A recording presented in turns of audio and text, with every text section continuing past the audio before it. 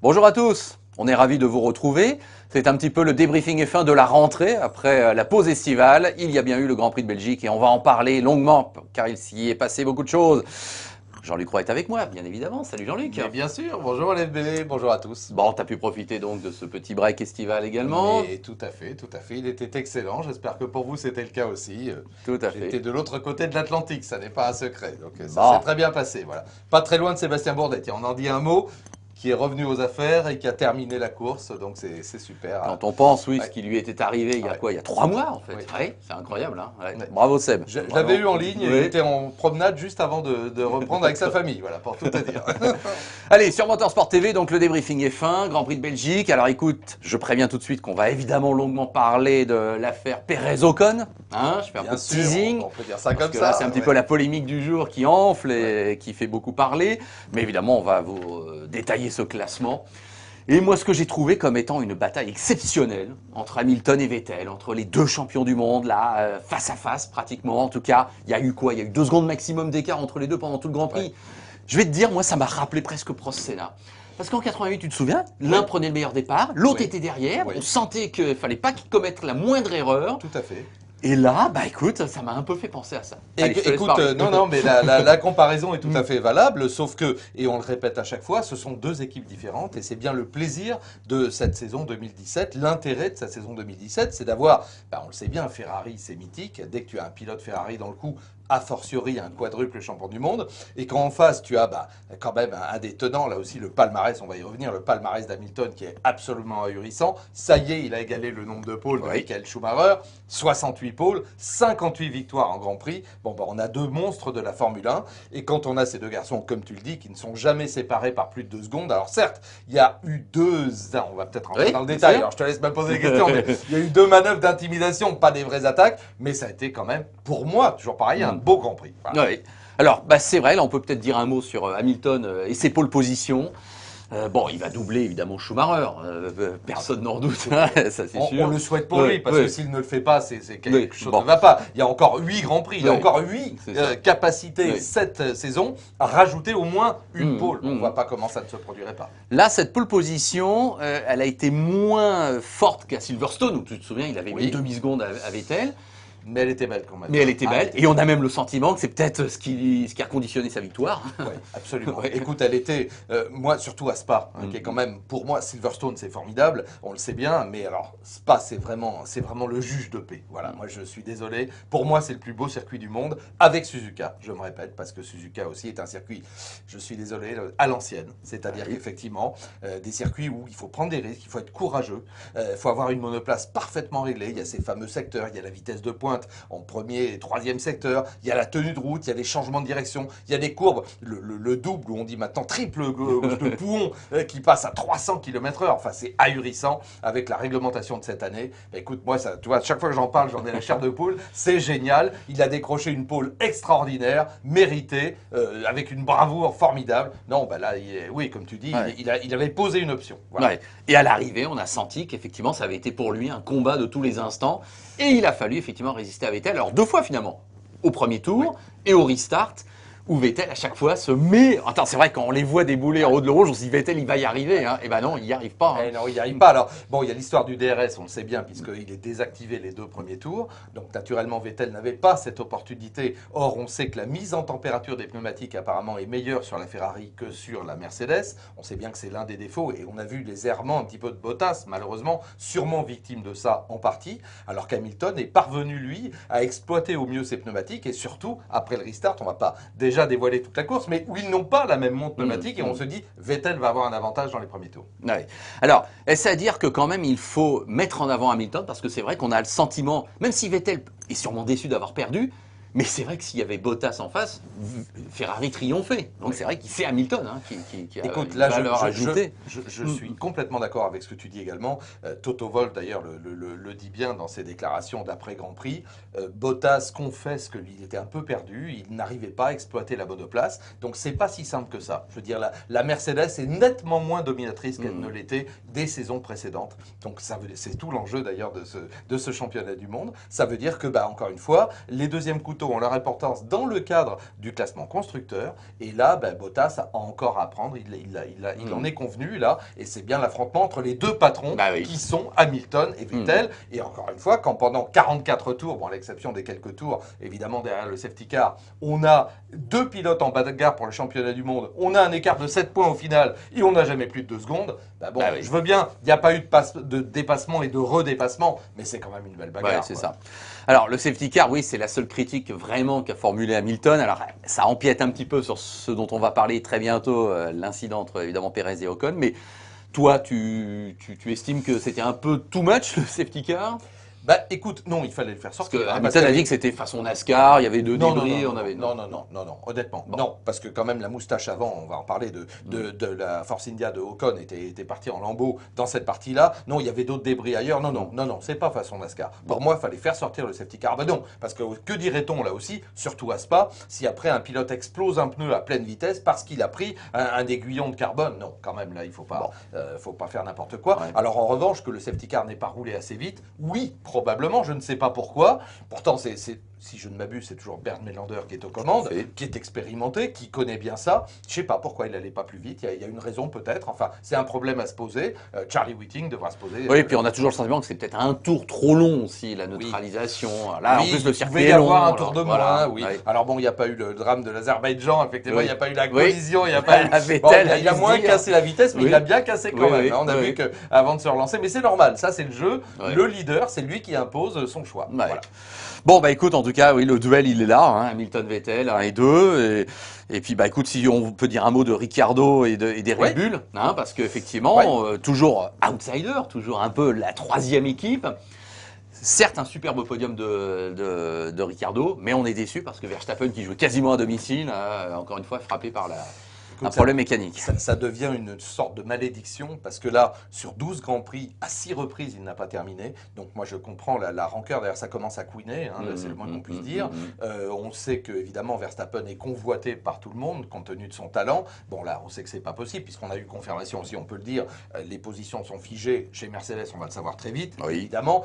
Pour Hamilton, bien sûr, mais pour Bottas, on va le garder, c'est évident. Et chez Ferrari, on avait reconduit Raikkonen pour une année. Du coup, on reconduit Vettel jusqu'à 2020, donc voilà, pas de problème. Donc ça veut dire que où veux-tu qu'aille Verstappen, à part ces deux équipes-là, il va pas aller chez Force India ou il va pas aller chez Renault, hein, c'est clair. Donc il est bloqué. Donc Renault s'est d'ailleurs excusé par la voix de Cyril Abiteboul qui a dit oui, là c'est vrai qu'on doit faire amende honorable, on n'a pas servi comme il fallait. Et moi j'en reviens, et ça y est, c'est mon coup de gueule du jour, si tu le veux bien.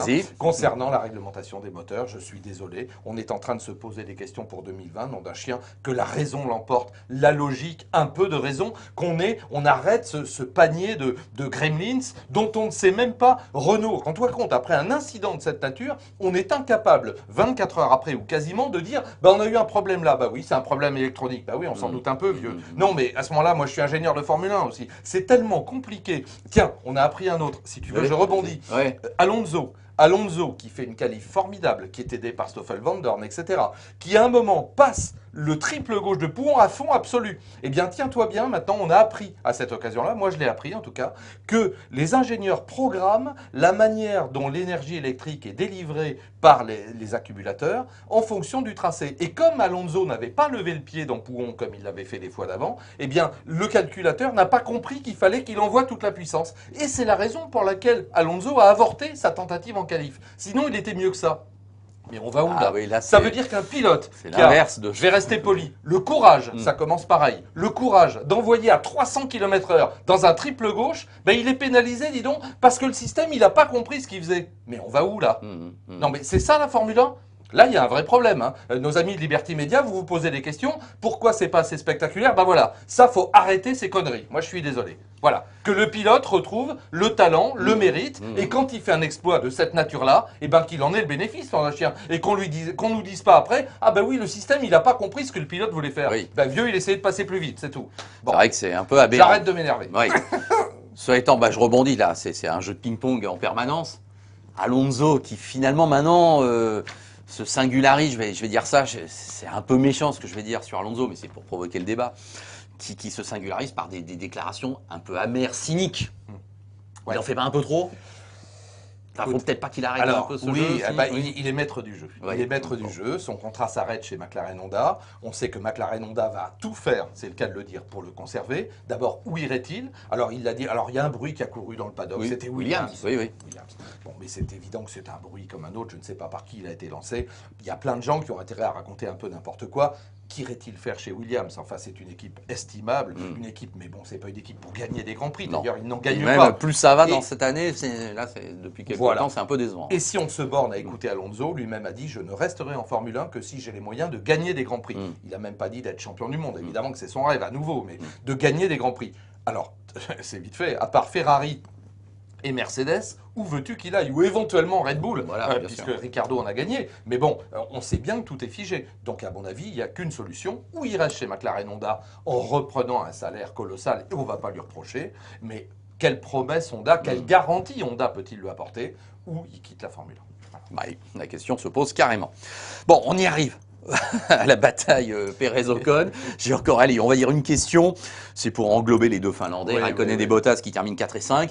Bon, c'est vrai que Bottas là a été un petit peu en dedans. Oui. Raikkonen, bon, frappé par une pénalité, oui, qui nous a semblé peut-être juste, mais un peu sévère quand même. Je sais pas comment tu l'as Alors, apprécié. on n'a pas bien vu. On n'a Oui. pas bien vu dans les images. Simplement, un pilote de son expérience et de son calibre. C'était au moment où Verstappen s'est Oui. arrêté. Il y avait quand même là aussi la monoplace qui était là. C'est très dangereux. Moi, j'ai eu très peur dans la montée lorsque l'élan était coupé.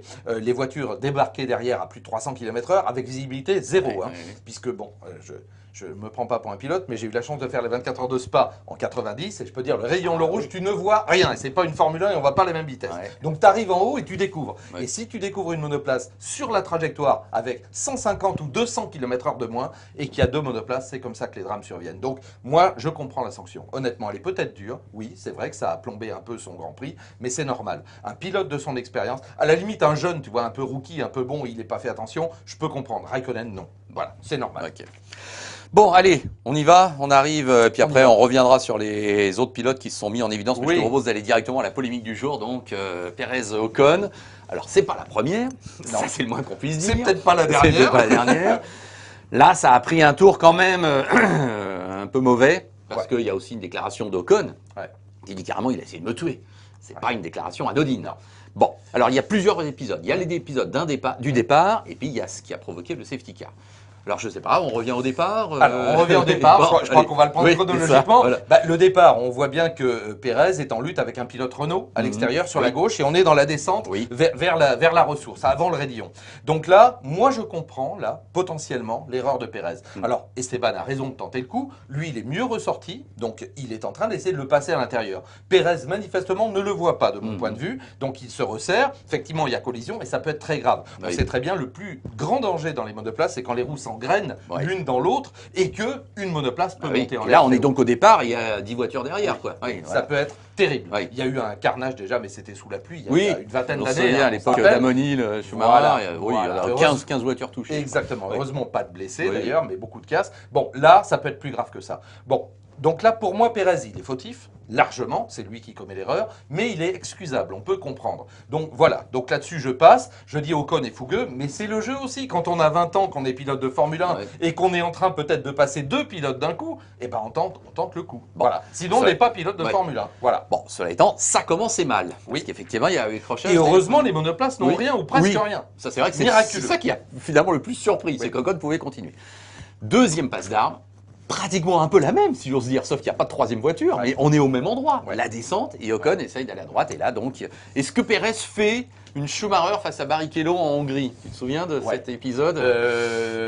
Pas loin? Pas quand même, Non. parce que ça c'était encore pire. Là, je pèse mes mots et j'ai conscience de ce que je dis. Là, oui, c'était pour moi une tentative d'assassinat. Parce que là, il l'avait vu depuis longtemps et là, il le jetait dans le mur à 300. Donc ça, c'est honteux. Bon, voilà, tant pis, je suis désolé. Hein, je sais ce que certains vont penser, mais je m'en moque, c'est mon opinion. Là, pas tout à fait, mais presque. C'est-à-dire que là, on est un peu moins vite et là, il n'y a que 2 monoplaces. Il sait très bien que son équipier est derrière lui, il sait très bien qu'il lui met la pression, et il peut très bien voir dans le rétro, il a que ça à surveiller, que Ocon est mieux sorti que lui, d'autant que lui, il s'est loupé, il a été un peu loin et il revient. Donc il sait qu'il va croiser la trajectoire. Donc là, oui, là, il est fautif, mais à 99,9%, pour ne pas dire à 100%. Et ça, pourtant, il ne le concède pas. Non. Parce qu'après la course, Pérez, il dit, oui, sur le premier, je suis un peu fautif, mais pas sur le deuxième. Bah non, vieux, c'est l'inverse. C'est l'inverse. C'est l'inverse. Voilà. Là, pour moi, il mérite à tout le moins des sanctions, déjà, de la part de la FIA. Et pourtant, je ne suis pas pour ça non plus. Mais là, il faut calmer le jeu. Et puis, de la part de Force India, là, il faut arrêter. Là, c'est pareil. Là, il faut dire, bon, écoutez, quand il y en a un qui est plus rapide, bah, l'autre le laisse passer. Point final. Ouais. Sinon, c'est mis à pied. Sinon,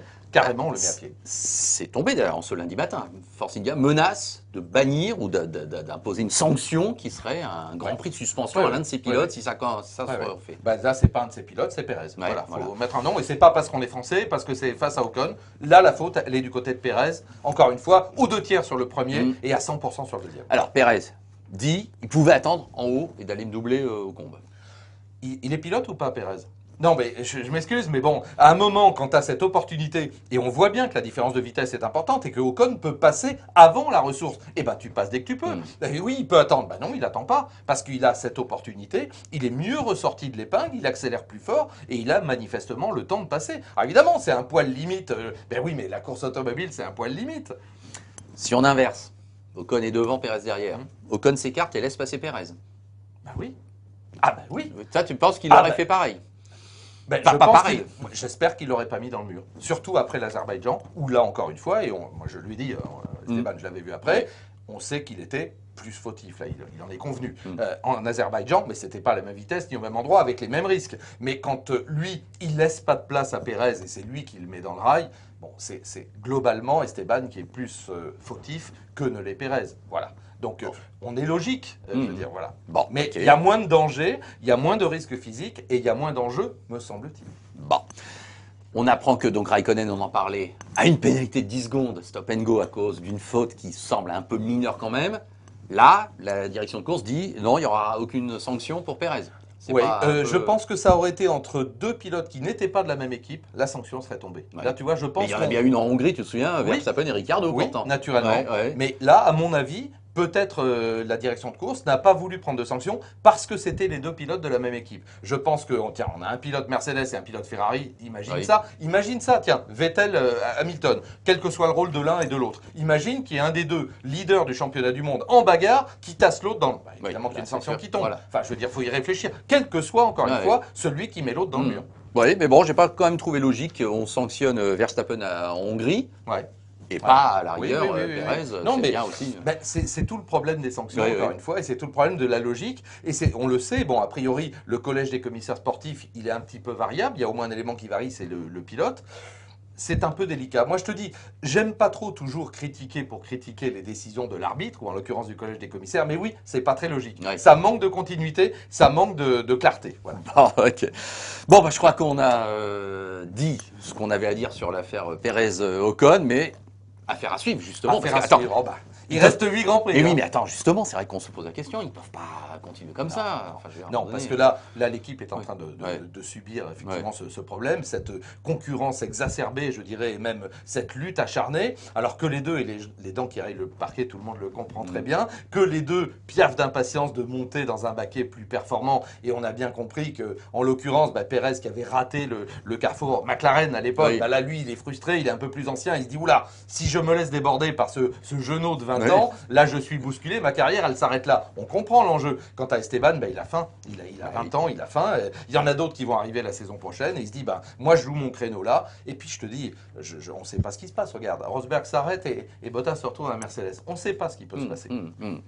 Allez, les tableaux d'honneur. Moi j'ai envie de mettre Hülkenberg et Grosjean, effectivement, 6 et 7. Hein, Hülkenberg, non seulement, alors évidemment il y a une neutralisation, enfin 28 secondes avec une Renault, 6e à Spa. Certes, on a quand même un peu critiqué Renault il y a quelques instants, mais là c'est quand même une superbe performance. Non, écoute, c'est différent. Là, c'est le moteur Renault dans la Red Bull, mais là en l'occurrence, c'est une très belle performance, effectivement. Sur ce Grand Prix-là, ce sont les déclarations de Renault qui dit nous étions la 4e force du plateau. Non, sans l'accrochage avec Force India, c'est pas la 4e, c'est bien la 5e force du plateau. La 4e, c'est bien Force India. Mais bon, on va pas titiller là-dessus. C'est une belle performance. On égale la meilleure performance.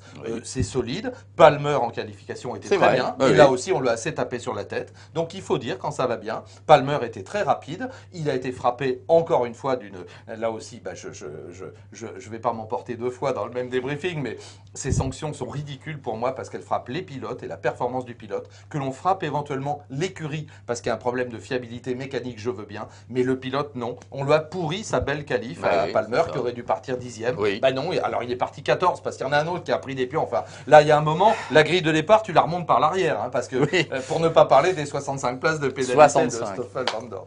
Record à battre. Record de la saison, j'ai l'impression. Mais bon, oui, tu vois ça, il n'y a pas quelqu'un qui découvre ce sport pour la première fois voit 65 places de pénalité, il dit c'est quoi ce cirque? Mais il dit attends, il y a 20 voitures sur la piste, qu'est-ce que ça veut dire? Je te dis, moi je vais ressortir mon expression, la prochaine punition c'est en marche arrière, partir des stands en marche arrière. Non mais écoute, il y a un moment ça devient grotesque. Non, c'est grotesque. Bon. C'est comme les bons points à l'école. Bon, bah Hülkenberg, donc on a mis en avant son mérite. Grosjean, pas pareil, hein, 7, dis donc. Avec solide. Alors Romain, il passe entre les gouttes, vachement bien. Il exploite au mieux sa monoplace, on ne sentait pas trop bien pourtant. Il n'était pas moyennement content des qualifs, toujours un peu les problèmes de freinage, puis là, il faut de la confiance dans la voiture. Et ben, il passe entre les gouttes. Écoute, il exploite bien. Il y a Verstappen qui est pas là, il y a les deux Force India qui s'auto-éliminent. Mais bon, normalement, il est aux portes des points, on le sait, c'est sa place, hein, entre 10 et 12. Ben là, il fait 7, il est solide, super. Voilà. Bravo. Bon, Massa, finalement, c'est un peu la même chose. Il est parti loin, il termine 8. Donc, à l'expérience ou à la même en couleur, il part 16e, et bon, il s'en sort bien. Oui, même si j'ai le sentiment que Massa, quand même, arrive un peu au bout de son parcours. On n'a rien contre lui, évidemment. Là, on se permet de dire ça comme ça, c'est un peu... c'est pas très sympa. Mais je comprends ce que tu veux dire, mais le problème des recrutements, là, on a l'impression que la Formule 1 n'a plus d'audace dans le recrutement. On est extrêmement timide. Regarde, là aussi, on reconduit Raikkonen, moi j'en suis ravi, je sais que vous êtes très nombreux à le soutenir, mais bon, Charles Leclerc, qui a 19 ans, alors je sais, on n'a jamais fait ça chez Ferrari, prendre un jeune comme ça. Allez, à part Villeneuve peut-être, ou Enzo Ferrari l'avait signé tout de suite. C'est une fois, effectivement. Bon, peut-être que Ferrari, c'est encore quelque chose à part, mais on aimerait peut-être un peu plus d'audience. Puis je rappelle encore une fois, il n'y a que 20 voitures sur la grille. Et ça, c'est un problème sur lequel, à mon sens, Liberty Media doit se pencher. On en revient à l'histoire des moteurs. Quand les moteurs coûtent 18-20 millions par an, juste pour les moteurs, et il n'y en a que 5. Mais c'est démentiel, c'est complètement dément. Il faut revenir à des grilles à 26 voitures. Et on aura, 6 monoplaces de plus et 6 occasions de plus pour des jeunes pilotes pour prouver leur talent. Voilà, les Leclerc, les Giovinazzi, et tous ceux qui les Gasly. Les Gasly, voilà. Et bah oui, le problème il est là. Hein, parce que 20 et demain 18 et après 16, et puis on fait comment? Bon. on est saisi par la conclusion. On va demander à être consultant chez Liberty et on va leur donner des idées. Moi, je peux te dire, Rod Brown, tu peux m'appeler quand tu veux. Non, on plaisante. Allez, puis je pensais, on se retrouve finalement dans quelques jours puisque on enchaîne avec Monza. Donc d'ici le week-end prochain, il va se passer des choses, il va y avoir des news qui vont tomber et puis il y aura le déroulement de ce Grand Prix d'Italie. On y reviendra très très vite. Bon, allez, voilà, c'était l'émission de rentrée. Vous voyez que on est déjà bien comme il faut. On a mis des batteries d'œufs. Moi aussi. Ok Jean-Luc, merci à vous et puis écoutez, à très bientôt. Donc vous l'avez compris. Salut. Salut.